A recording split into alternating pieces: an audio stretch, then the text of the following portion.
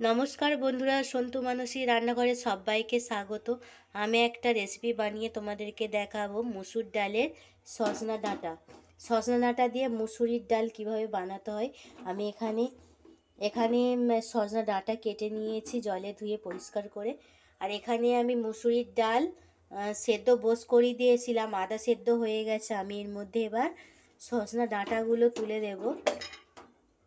মুসুরির ডালে সজনা ডাঁটা কীভাবে ডাল করতে হয় সজনা ডাঁটা দিয়ে আমি দেখিয়ে দিচ্ছি তোমাদেরকে। ডাঁটাটা আমি সেদ্ধ করে নেব। এর মধ্যে অল্প নুন দিয়ে, এখনও ডালটা সেদ্ধ হতে বাকি আছে, আদা সেদ্ধ হয়ে আছে।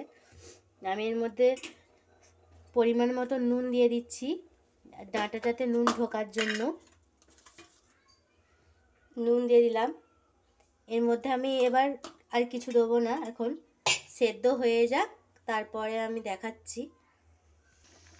এর মধ্যে একটু কালার আসার জন্য হলুদ গুঁড়ো দিয়ে দিয়েছি। ডালটা আমার সেদ্ধ হয়ে গেছে, ডাঁটাটা সেদ্ধ হয়ে গেছে, আমি এবার নামিয়ে নেব। আমার ডালটা সেদ্ধ হয়ে গেছে বলে আমি ডাল কাটা দিয়ে নিচ্ছি। ডালটাকে আমি চিপে চিপে দিতে হবে। ডাঁটাও সেদ্ধ হয়ে গেছে, আমি এবার নামিয়ে নিচ্ছি। আমি ডালটাকে নামিয়ে নিয়ে এবার ফোড়ন দিয়ে দিচ্ছি। আমি দিয়ে দিচ্ছি জিরে আর এবং শুকনো লঙ্কা দিয়ে দিচ্ছি। ভালো করে একটু ভেজে নিতে হবে। আর সামান্য অল্প একটু পেঁয়াজ নিয়েছি, পেঁয়াজ ভেজে এর মধ্যে দিয়ে দিচ্ছি। লঙ্কা, পেঁয়াজ আর জিরেটা আমি একটু বেশিই দিয়েছি। অল্প পেঁয়াজ দিয়েছি একটা ছোট্ট মতো।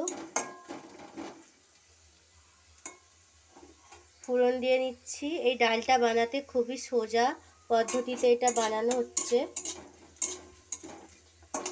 লঙ্কা জিরে ভাজা হয়ে গেছে, অল্প একটু পেঁয়াজ দিয়েছি। আমি এবার এই ডালটা সেদ্ধ করে রাখা এই ডাঁটা আর ডালটা এর মধ্যে ঢেলে দিচ্ছি। প্রতিদিনে একই ডাল খেতে ভালো লাগে না, একই পদ্ধতিতে একটু পাল্টি করলে সবাইয়েরই ভালো লাগবে খেতে। বন্ধুরা, এই রেসিপিটা যদি পছন্দ হয় লাইক কমেন্ট শেয়ার করতে বন্ধুরা ভুলবেন না। অবশ্যই সাবস্ক্রাইব করে দেবে। এই ডালটা ফুটে গেলে আমি এবার নামিয়ে নেব। ডালটা আমার রেডি হয়ে গেছে। স্বাদ মতন আমি নুন দিয়ে দিয়েছিলাম আগে। আমি এবার ফুটে গেছে, ডালটা নামিয়ে নিচ্ছি। শর্টকাটে সজনা ডাঁটার ডাল বানিয়ে তোমাদেরকে দেখিয়ে দিলাম। সজনা ডাঁটার ডাল আমার বানানো হয়ে গেছে বন্ধুরা। দেখুন, লাইক কমেন্ট শেয়ার করতে বন্ধুরা ভুলবেন না। আমি এখানে এই ভিডিওটা শেষ করছি।